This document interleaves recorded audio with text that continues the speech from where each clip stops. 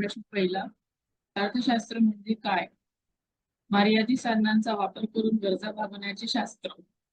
गरज म्हणजे काय? माणसाच्या जीवनासाठी आवश्यक गोष्टी. साधने म्हणजे काय? उत्पादनासाठी लागणारे घटक, जमीन, कामगार, भांडवल, उद्यमशीलता. उपभोग म्हणजे काय? गरजा भागवण्यासाठी वस्तू व सेवांचा वापर. पर्यायी खर्च म्हणजे काय? दुसऱ्या सर्वोत्तम पर्यायाचा त्याग केल्यास निर्माण होणारा खर्च. गुंतवणूक म्हणजे काय? भविष्यातील फायद्यासाठी आज केलेला खर्च. उत्पादन म्हणजे काय? वस्तू व सेवांची निर्मिती करण्याची क्रिया. नफा म्हणजे काय? एकूण उत्पन्नातून एकूण खर्च वजा केल्यावर उरलेली रक्कम. खर्च म्हणजे काय? उत्पादनासाठी लागणारी एकूण रक्कम. बाजार म्हणजे काय? खरीददारी आणि विक्रेत्यांमध्ये वस्तू सेवेची देवाणघेवाण होणारी जागा. मागणी म्हणजे काय? विशिष्ट किमतीला आणि कालावधीत ग्राहकाच्या खरेदी करण्याच्या इच्छेचे प्रमाण म्हणजे मागणी आहे. मागणीचा कायदा काय सांगतो? किंमत वाढल्यास मागणी कमी होते व किंमत कमी झाल्यास मागणी वाढते. मागणी वक्र म्हणजे काय? किंमत व मागणी यामधील संबंध दर्शवणारा आलेख म्हणजे मागणी वक्र. पुरवठा म्हणजे काय? विशिष्ट किमतीला व कालावधीत विक्रेत्याद्वारे दिल्या जाणाऱ्या वस्तूंचे प्रमाण. पुरवठ्याचा कायदा काय सांगतो? किंमत वाढली की पुरवठा वाढतो, किंमत कमी झाली की पुरवठा घटतो. पुरवठा वक्र म्हणजे काय? किंमत व पुरवठा यामधील संबंध दर्शवणारा आलेख. गरज व इच्छा यामधील फरक काय? गरज अत्यावश्यक असते, इच्छा ऐच्छिक असते. वस्तू म्हणजे काय? उपभोगासाठी तयार केलेली भौतिक गोष्ट. सेवा म्हणजे काय? अप्रत्यक्षपणे उपयोग मिळवणारी गोष्ट, जसे की डॉक्टराची सेवा. किंमत म्हणजे काय? वस्तू किंवा सेवेसाठी दिले जाणारे पैसे. बाजारपेठ म्हणजे काय? खरीददार व विक्रेते एकत्र येणारे ठिकाण किंवा संकल्पना. स्पर्धा म्हणजे काय? अनेक विक्रेते एकसारख्या वस्तू विकत असलेली परिस्थिती म्हणजे स्पर्धा. एकाधिकार म्हणजे काय? एका विक्रेत्याचा संपूर्ण बाजारावर ताबा असणे. अर्ध एकाधिकार म्हणजे काय? एका मुख्य विक्रेत्यासोबत काही इतर विक्रेते अस्तित्वात असणे. उपयुक्तता म्हणजे काय? वस्तू किंवा सेवेचा उपभोग घेण्याने मिळणारा आनंद म्हणजे उपयुक्तता. सीमांत उपयुक्तता म्हणजे काय? एका युनिट अधिक उपभोगाने मिळणारे अतिरिक्त आनंद. उपयुक्ततेचा कायदा काय सांगतो? उपभोग वाढला की उपयुक्तता कमी होत जाते. किमतीवर परिणाम करणारे घटक कोणते? मागणी, पुरवठा, कर, उत्पादन खर्च, स्पर्धा. अर्थशास्त्राचे मुख्य दोन भाग कोणते? सूक्ष्म व स्थूल. सूक्ष्म अर्थशास्त्र म्हणजे काय?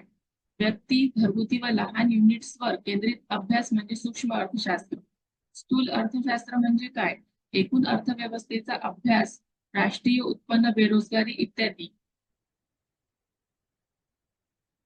किमतीची लवचिकता म्हणजे काय? किंमत बदलल्यावर मागणी किंवा पुरवठ्यात किती फरक पडतो हे मोजणारे प्रमाण. पुरवठ्याची लवचिकता म्हणजे काय? किंमत बदलल्यास पुरवठ्यात होणाऱ्या बदलाचे प्रमाण म्हणजे पुरवठ्याची लवचिकता. नफा म्हणजे काय? एकूण उत्पन्न, एकूण खर्च. सरासरी नफा म्हणजे काय? एकूण नफा, उत्पादनाचे युनिट्स. एकूण उत्पन्न म्हणजे काय? एकूण विक्री प्रति युनिट किंमत. एकूण खर्च म्हणजे काय? सर्व खर्चाचा एकत्रित विचार. सरासरी खर्च म्हणजे काय? एकूण खर्च भागिले उत्पादनाचे प्रमाण. सीमांत खर्च म्हणजे काय? एका अतिरिक्त युनिट उत्पादनासाठी लागणारा खर्च. उत्पादनाच्या टप्प्यांमध्ये कोणते प्रकार येतात? वाढीचा टप्पा, घटाचा टप्पा, नकारात्मक टप्पा. उत्पादनाची कार्यक्षमता म्हणजे काय? किमान साधनांमध्ये अधिक उत्पादन घेणे. मागणीवर परिणाम करणारे घटक कोणते? किंमत, ग्राहकाचे उत्पन्न, आवड निवड, पर्यायी वस्तू. वक्र म्हणजे काय? दोन चलांमधील संबंध दाखवणारा आलेख म्हणजे वक्र. उत्पन्न लवचिकता म्हणजे काय? उत्पन्नात बदल झाल्यास मागणीमध्ये किती बदल होतो? उपयुक्तता मोजण्याचे एकक कोणते? तर ते युटिल आहे. तुलनात्मक फायदा म्हणजे काय? एका देशाकडे इतर देशाच्या तुलनेत विशिष्ट उत्पादनात अधिक परिणामकारकता असणे. आर्थिक घटक कोणते आहेत? उपभोक्ता, उत्पादक, सरकार व परदेश. उत्पादक म्हणजे कोण? वस्तू किंवा सेवा निर्माण करणारी व्यक्ती अथवा संस्था म्हणजे उत्पादक. समतोल किंमत म्हणजे काय? मागणी व पुरवठा समान होणारी किंमत म्हणजे समतोल किंमत. संतुलन म्हणजे काय? जेव्हा बाजारात मागणी आणि पुरवठा बरोबरीत असतो. तुटीचा अर्थ काय? मागणी जास्त आणि पुरवठा कमी असलेली स्थिती. अधिशेष म्हणजे काय? पुरवठा जास्त आणि मागणी कमी असलेली स्थिती. अर्थशास्त्राचे जनक कोण आहेत? Adam Smith. The wealth of nations हे ग्रंथ कोणाचे आहेत? Adam Smith. उत्पादन घटक कोणते आहेत? जमीन, कामगार, भांडवल, उद्यमशीलता. उद्यमशीलता म्हणजे काय? इतर घटक संयोजित करून उत्पादन करणे. रोजगार म्हणजे काय? उत्पन्नासाठी केलेले श्रम. बेरोजगारी म्हणजे काय? काम करण्यास इच्छुक पण काम मिळालेले नाही. संपत्ती म्हणजे काय? ज्या गोष्टी उपयुक्त, मर्यादित व हस्तांतरणीय असतात त्याला संपत्ती म्हणतात.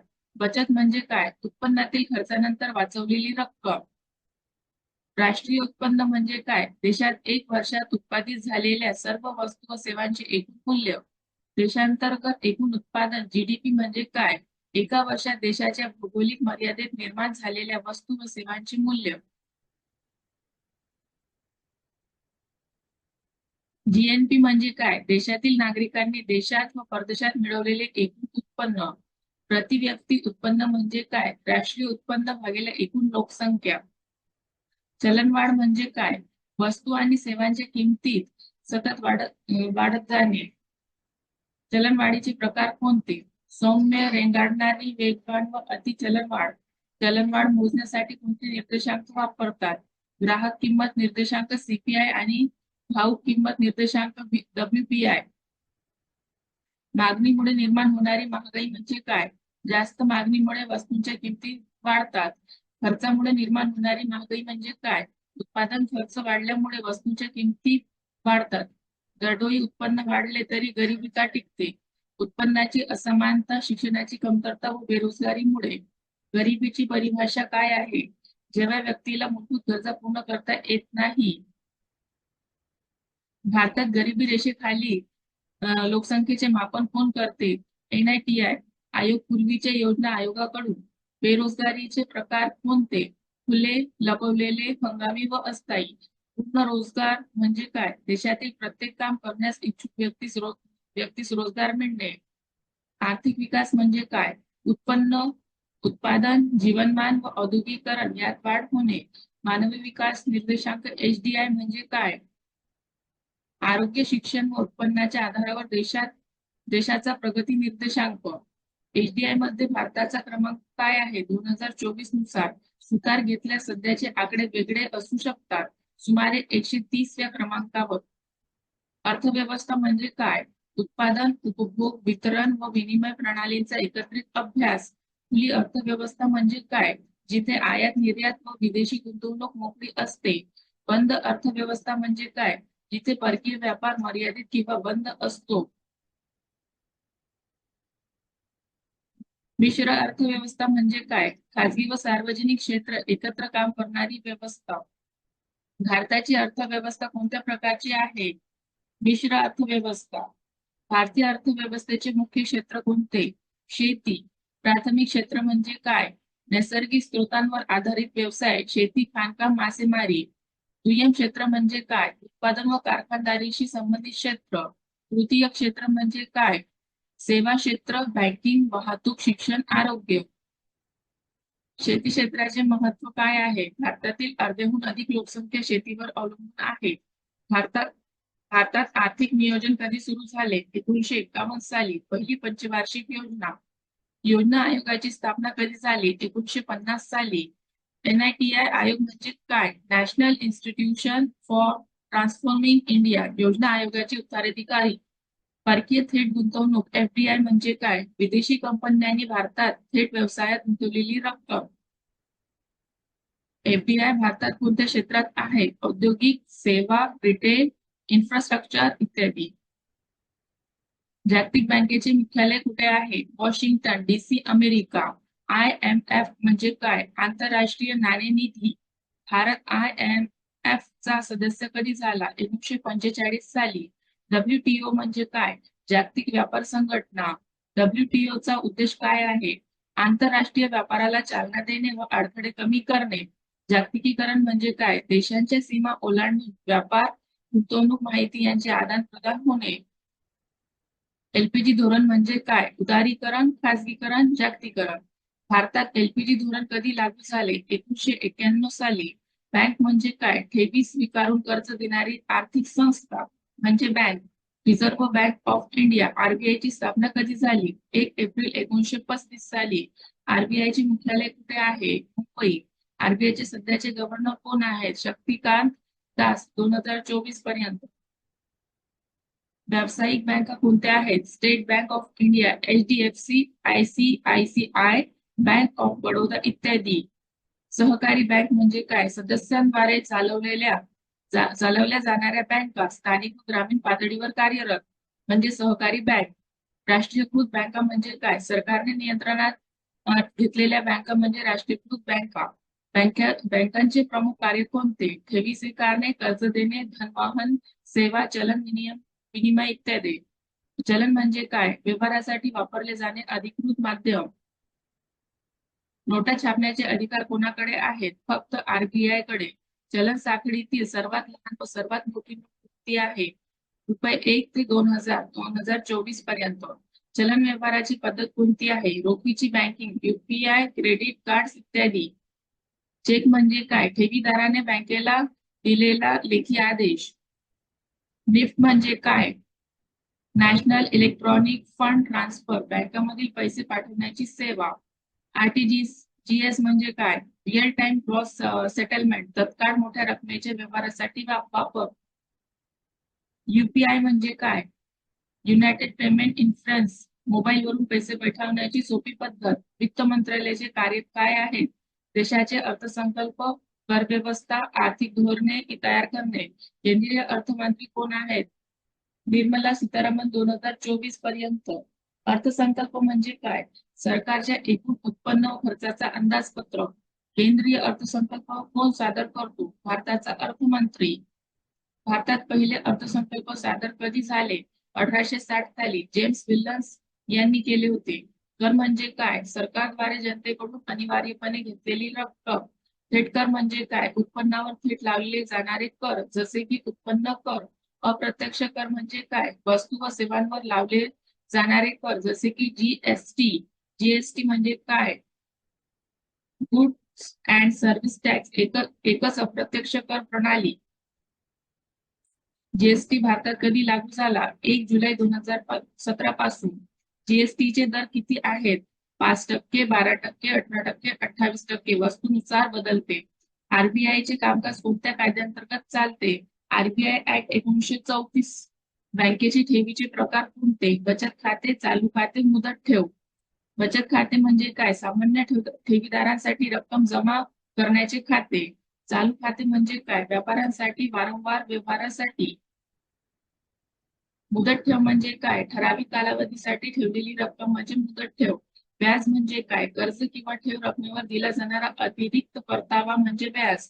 स्थूल बचत म्हणजे काय? संपूर्ण देशात झालेली एकूण बचत. वित्तीय संस्था म्हणजे काय? आर्थिक व्यवहार सुलभ करणाऱ्या संस्था, बँका. विमा कंपन्या, म्युच्युअल फंड्स म्हणजे वित्तीय संस्था. विमा म्हणजे काय? संभाव्य नुकसान भरपाईसाठी संरक्षण. जीवन विमा म्हणजे काय? मृत्यूनंतर कुटुंबाला मिळणारा आर्थिक आधार. सामान्य विमा म्हणजे काय? वाहन, घर, आरोग्य यांचे संरक्षण. LIC म्हणजे काय? Life insurance corporation of India, जीवन विमा कंपनी. सेबी म्हणजे काय? शेअर बाजार नियंत्रक संस्था. शेअर म्हणजे काय? कंपनीतील मालकीचा एक हिस्सा. शेअर बाजार म्हणजे काय? जिथे शेअरची खरेदी विक्री होते, जसे NSE, BSE. IPO म्हणजे काय? कंपनी प्रथम एनटीएल पब्लिक ऑफरिंग, कंपनी प्रथम शेअर्स बाजारात विकते. आर्थिक समावेशन म्हणजे काय? प्रत्येक व्यक्तीला आर्थिक सेवांमध्ये सहभागी करून घेणे म्हणजे आर्थिक समावेशन. जनधन योजना म्हणजे काय? गरिबांसाठी बँक खाते उघडण्याची योजना. मुद्रा योजना म्हणजे काय? छोट्या उद्योजकांना कर्ज देण्यासाठीची सरकारी योजना म्हणजे मुद्रा योजना. अर्थसंकल्पीय तूट म्हणजे काय? एकूण खर्च मायनस एकूण उत्पन्न बरोबर तूट. मुद्रांधिकार म्हणजे काय? आरबीआयला नोट छापण्याचा अधिकार. आर्थिक कर्ज म्हणजे काय? सरकारचे देशांतर्गत किंवा परदेशी कर्ज म्हणजे आर्थिक कर्ज. चालू खाते तूट म्हणजे काय? देशाच्या आयात निर्यातीतील तफावत. जागतिक आर्थिक संघटना कोणकोणत्या आहेत? IMF, WTO, world bank, ADB. IMF चा मुख्य उद्देश काय आहे? जागतिक आर्थिक स्थैर्य राखणे आणि देशांना आर्थिक मदत करणे. जागतिक व्यापार संघटनेचे WTO मुख्य कार्य काय आहे? व्यापारातील अडथळे कमी करणे आणि मुक्त व्यापार प्रोत्साहन देणे. जागतिकीकरणाचा अर्थ काय आहे? जागतिक पातळीवर आर्थिक, सामाजिक, सांस्कृतिक आदान-प्रदान. आता जागतिकीकरण कधी सुरू झाले? 1991 नंतर. अर्थसंकल्पीय धोरण म्हणजे काय? सरकारच्या आर्थिक धोरणाचा एक संच. वित्तीय धोरण म्हणजे काय? सरकारच्या कर, खर्च, कर्ज व्यवस्थापन धोरणे. नियंत्रणासाठी काय उपाय करते? व्याजदर वाढवणे, चलन पुरवठा कमी करणे. सरकारी खर्च कोणते? विकासात्मक आणि गैर विकासात्मक खर्च. पायाभूत सुविधा म्हणजे काय? रस्ते, रेल्वे, विमानतळ, वीज पुरवठा इत्यादी. आर्थिक पुनरुज्जीवन म्हणजे काय? मंदीतून बाहेर पडण्यासाठी केलेली धोरणे. भारतात आर्थिक सुधारणांचे प्रमुख तत्व काय आहे? उदारीकरण, खासगीकरण आणि जागतिकीकरण. LPG. भारतात प्राथमिक क्षेत्राचे उत्पादन किती टक्के? सुमारे 17 ते 18%. औद्योगिक क्षेत्राचा वाटा किती आहे? सुमारे 25%. सेवा क्षेत्राचा वाटा किती आहे? सुमारे 55 ते 60%. सूक्ष्म, लघु व मध्यम उद्योग म्हणजे काय? लहान उद्योग ज्यांना सरकार विशेष सवलती देते. भारत सरकारची मुख्य आर्थिक धोरणे कोणती आहेत? कर धोरण, आर्थिक सुधारणांची धोरणे, सामाजिक योजना. भारतात रोजगार निर्मितीसाठी काय योजना आहेत? महात्मा गांधी राष्ट्रीय ग्रामीण रोजगार हमी योजना. आर्थिक विकासासाठी शिक्षणाचे महत्व काय आहे? कौशल्य वाढवणे, उत्पादन वाढवणे. वित्तीय साक्षरता म्हणजे काय? आर्थिक व्यवहार समजून घेणे आणि योग्य निर्णय घेणे. कर्ज व्यवस्थापन म्हणजे काय? कर्ज घेणे व परतफेड नियोजन. भारताचा आर्थिक विकास दर सध्या किती आहे? अंदाजे 6 ते 7% 2024 पर्यंत. ग्रामीण विकासाचा अर्थ काय? ग्रामीण भागातील आर्थिक आणि सामाजिक सुधारणा. आर्थिक समावेशनाचा उद्देश काय आहे? प्रत्येकाला आर्थिक सेवा उपलब्ध करून देणे. वित्तीय धोरण वित्तीय धोरणे कोण ठरवते? केंद्रीय सरकार आणि RBI. परकीय चलन बाजार काय आहे? चलनांची खरेदी विक्री होणारे स्थान. विदेशी विनिमय दर म्हणजे काय? एका चलनाचे दुसऱ्या चलनात मूल्य. भारताचा विदेशी चलन भंडार काय दर्शवतो? परदेशी चलन आणि सोने राखीव. विनिमय दर स्थिरीकरण म्हणजे काय? चलनाच्या मूल्यांचे नियंत्रण. भारतात वित्तीय वर्ष कधी सुरू होते? 1 एप्रिल. चलन पुरवठा म्हणजे काय? अर्थव्यवस्थेत चलनाची उपलब्धता. मुद्रा शासन म्हणजे काय? चलन व्यवस्थापनासाठी RBIचे नियम. कर्ज बाजार म्हणजे काय? कर्ज खरेदी विक्रीची जागा. गुंतवणूक म्हणजे काय? भविष्यात नफा मिळवण्यासाठी पैसे लावणे. विमा पॉलिसी म्हणजे काय? विमा कंपनी सोबत केलेले करारपत्र. आर्थिक धोरणांचे उद्दिष्ट काय असते? स्थिरता, वाढ व समावेश. लोकसंख्या वाढ व आर्थिक विकास यातील संबंध काय? जास्त लोकसंख्या म्हणजे अधिक आर्थिक दबाव. भारतीय चलनाचे प्रतीक काय आहे? रुपया. ऑनलाईन व्यवहार काय आहेत? इंटरनेटवरून केलेले आर्थिक व्यवहार. भारतात आर्थिक वर्ष समाप्तीची तारीख किती आहे? 31 मार्च. वित्तीय बचत म्हणजे काय? उत्पन्नातील न वापरलेली रक्कम. व्याजदर म्हणजे काय? कर्जासाठी किंवा ठेवासाठी मिळणारी टक्केवारी. वित्तीय धोरणांतर्गत सरकार कोणत्या उपाययोजना करते? कर, खर्च, कर्ज नियंत्रण. बाजार अर्थशास्त्र म्हणजे काय? बाजार अर्थशास्त्र म्हणजे काय? मागणी व पुरवठा आधारित उत्पादन व वितरण. मालमत्ता म्हणजे काय? ज्याचं आर्थिक मूल्य आहे. आर्थिक पुनर्वसन म्हणजे काय? आर्थिक संकटातून बाहेर येण्याची प्रक्रिया. कर सवलत म्हणजे काय? काही करमुक्त किंवा कमी कर लागू करणे. अर्थसंकल्पीय धोरणातील तूट कशी कमी करतात? खर्च कमी करणे व कर वाढवणे. शेअर बाजारात कोणती संस्था नियंत्रक आहे? SEBI. भारताची चलन पद्धत कोणती आहे? नियत चलन